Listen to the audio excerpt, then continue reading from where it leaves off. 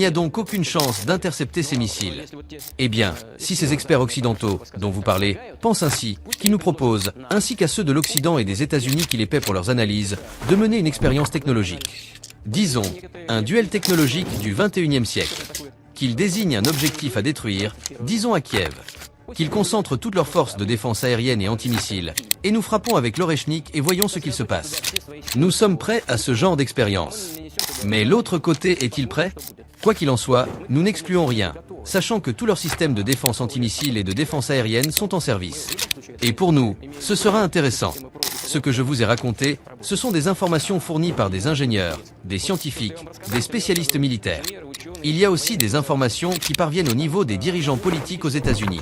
Faisons cette expérience, ce duel technologique, et voyons ce qui en ressort. Le président Poutine a défié l'Ouest en leur demandant de pointer une cible à Kiev. Il va tirer avec Oreshnik et que l'Ouest se rassemble avec toutes leurs forces de défense pour essayer d'empêcher Oreshnik d'atteindre son cible. Incroyable.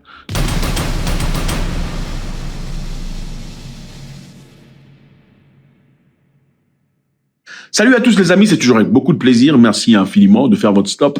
Ça nous fait du bien. C'est merveilleux. Ok, nous sommes en Russie. Pourquoi on parle de la Russie? C'est important de connaître la géopolitique parce que si vous ne faites pas attention à la géopolitique décidera pour vous. Et ce qui se passe aujourd'hui en Ukraine est décideur de ce qui se passera partout dans le monde. Il doit y avoir une résistance, certaines personnes pensent, une résistance à l'Occident. Sinon l'Occident dominera comme un empire et piétinera tout le monde. Le président Vladimir Poutine s'est vanté de l'opération militaire en Ukraine et il a aussi dit, il a défié l'Ouest, disant que l'Ouest rassemble ses forces de défense, c'est-à-dire les machines de missiles de défense, et qu'il sélectionne une cible à Kiev pour que lui et ses hommes tirent et que l'Ouest essaye de défendre en battant ou en arrêtant Oreshnik. Vous connaissez Oreshnik, n'est-ce pas? C'est l'histoire là qu'on a tirée très récemment. L'histoire que personne n'arrête. Parce qu'évidemment, il y a eu des experts de l'Ouest qui ont dit, écoutez, Oreshnik, ce n'est pas aussi spécial que ça. Écoutez, en fin de compte, on va pas commencer à célébrer M. Poutine comme s'il a inventé le croissant.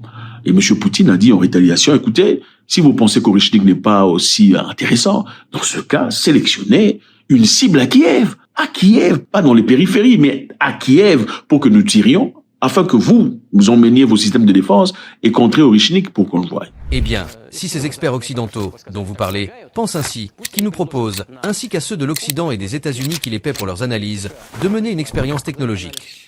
Disons, un duel technologique du 21e siècle. Qu'ils désignent un objectif à détruire, disons à Kiev. Qu'ils concentrent toutes leurs forces de défense aérienne et antimissiles, et nous frappons avec l'Oreshnik et voyons ce qu'il se passe. Alors, qu'est-ce qui s'est passé ensuite? Il n'y a pas eu de réponse. M. Poutine a aussi dit que la guerre en Ukraine a renforcé la Russie, a nié que l'éviction de son principal allié Bachar al-Assad ait nuit au prestige de Moscou. Donc Poutine dit la guerre en Ukraine a renforcé son pouvoir, a renforcé son pays. Il a affirmé que l'envoi des troupes en Ukraine en 2022 avait renforcé la puissance militaire et économique de la Russie. Beaucoup de personnes diraient le contraire, n'est-ce pas? C'est vrai que beaucoup de personnes pensaient le contraire. On se disait, puisque la Russie a été sanctionnée de partout, la Russie est le pays le plus sanctionné du monde aujourd'hui.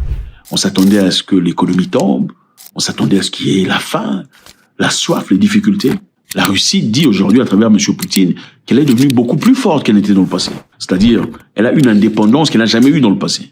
Vous savez, quand vous vous mettez dans le coin, on vous balance dans le coin, dans l'objectif de vous détruire, et en fin de compte, vous n'en mourrez pas. Vous savez ce qui se passe? Vous devenez 7 fois plus fort.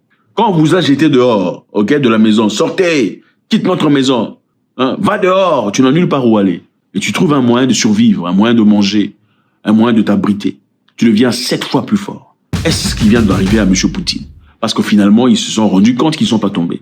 Je vous rappelle qu'au début de la guerre, les entreprises occidentaux se sont tous retirés de la Russie. Y compris McDonald's, H&M et tout le bazar. Ils sont tous partis. Même Apple. Ils sont tous partis. Mais aujourd'hui, ils y sont. Mais avec d'autres noms. McDonald's est rentré en Russie. Mais ils ont un autre nom. Vous voyez un peu, vous voulez punir quelqu'un qui en réalité vous punit. La Russie est devenue beaucoup plus forte, dit-il, au cours de ces 2 ou 3 dernières années, parce qu'elle est devenue un pays véritablement souverain. Nous restons fermes en termes d'économie, nous renforçons notre potentiel de défense et notre capacité militaire est désormais la plus forte au monde. Donc les Russes sont en train de manufacturer d'arranger, de préparer leur guerre mondiale. Ils savent que tout le monde s'attendait à ce que la guerre en Ukraine détériore la capacité russe, donc ils sont en train de travailler 24 heures sur 24 dans le but de rester toujours au top.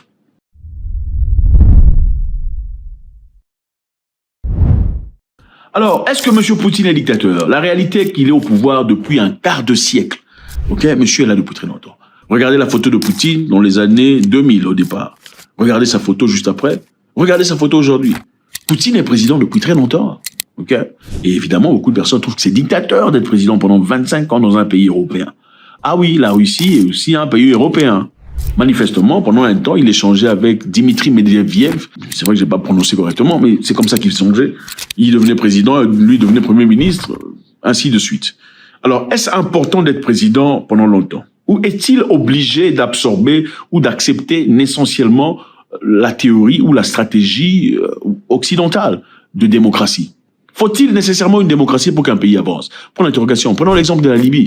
Pendant Kadhafi, la Libye était un pays prospère, okay, où les jeunes mariés recevaient 5 000 $ venant du gouvernement, gratos, un appartement gratuit.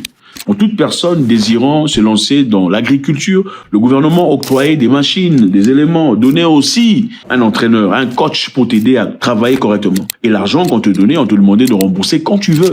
En Libye, d'un dictateur, M. Kadhafi, le pétrole, le carburant coûtait absolument rien.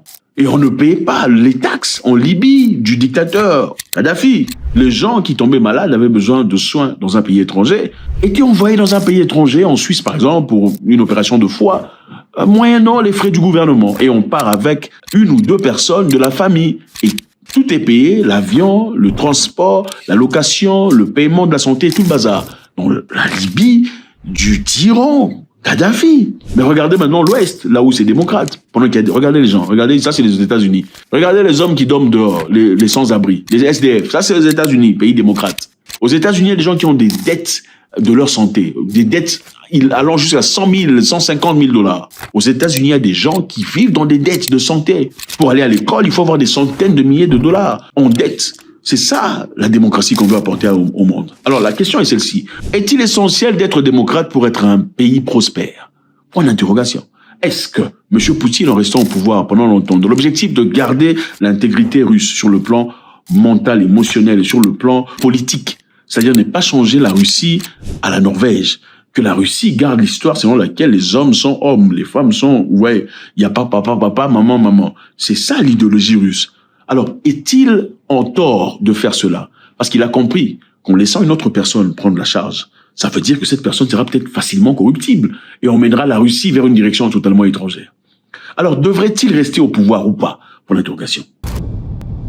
La Russie accuse l'Ukraine d'une attaque massive de drones sur une population civile.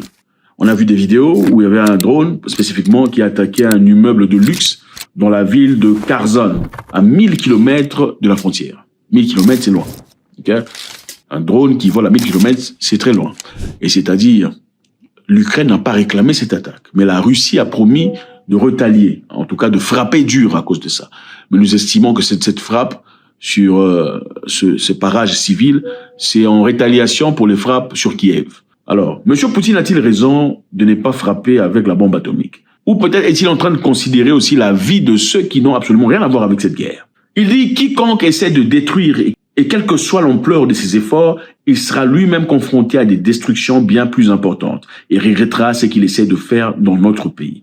Va-t-il vraiment frapper ou est-il en train de raconter des bobards? Puisqu'il a promis de frapper avec la bombe nucléaire, il n'a pas fait. Mais avait-il raison de le faire? Faudrait-il le pousser au point qu'il frappe avec une bombe nucléaire pour voir qu'il a vraiment tort ou qu'il n'est pas en train de raconter des bobards?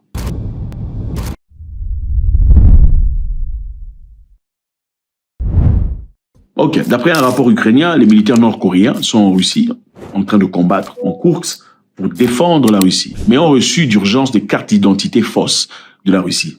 L'objectif, c'est de dissimuler leur présence. Alors, apparemment, les Ukrainiens auraient tué 3 militaires nord-coréens et sur eux, on a trouvé des cartes russes. Mais ces cartes ne sont pas tout à fait des cartes correctes. Donc, ces cartes, c'est écrit en russe, mais quelque part, il y a des trucs qui signalent que c'est pas authentique. Donc, c'est encore une fois de dire, bon, écoutez, vous êtes en train de nous frapper avec des militaires qui sont étrangers. Ils disent que la Russie fait ça pour dissimuler ses pertes. Le Premier ministre slovaque Robert Fico rendra visite à Vladimir Poutine pour une discussion de business. Pour la première fois, un président européen ira voir M. Poutine pour discuter business. Et les gens sont contre ça. Je vous rappelle ici que Fico, le président slovaque, et le président hongrois sont les seuls qui se sont levés contre cette guerre en Ukraine. Et en rétaliation, l'Ukraine a répondu disant qu'ils ne renouvelleront pas leur contrat qui permet les pipelines russes qui fournissent le gaz à la Slovaquie d'utiliser le territoire ukrainien. C'est-à-dire, c'est évident, des pipelines russes traversent l'Ukraine pour desservir la Slovaquie et certains autres pays européens. Alors les Ukrainiens ont dit qu'ils n'autoriseront plus cela parce que cet argent est en train de donner à Poutine les ailes nécessaires pour continuer sa guerre. Mais ce qui est intéressant de dire, c'est que le président slovaque a fait un commentaire dans un sommet de l'Union européenne. Il a critiqué la position de l'Ukraine en déclarant « Nous sommes manifestement confrontés à une crise de gaz grâce au président Zelensky ». Et Zelensky, évidemment, n'a pas aimé ça. Il a également suggéré que sa capitale pourrait envisager des mesures réciproques si le transit de gaz russe via l'Ukraine vers la Slovaquie était interrompu. Donc, c'est ça. L'Ukraine, manifestement, n'est pas en guerre seulement avec la Russie. Il y a aussi des pays européens qui ne sont pas tout à fait d'accord avec eux. Donc, le président slovaque et le président hongrois ne sont pas très aimés parce qu'ils veulent pas que l'on envoie de l'argent et des éléments à l'Ukraine pour continuer à faire la guerre. Ils veulent plutôt qu'il y ait une table ronde où on peut discuter et trouver une paix durable. Vladimir Poutine challenge l'Occident avec Orichnik. Il dit, bon, choisissez une cible, moi je vais tirer, emmenez votre système de défense, on verra si vous allez pouvoir arrêter ça. Faites-moi savoir ce que vous en pensez, j'aurai beaucoup de plaisir. God bless.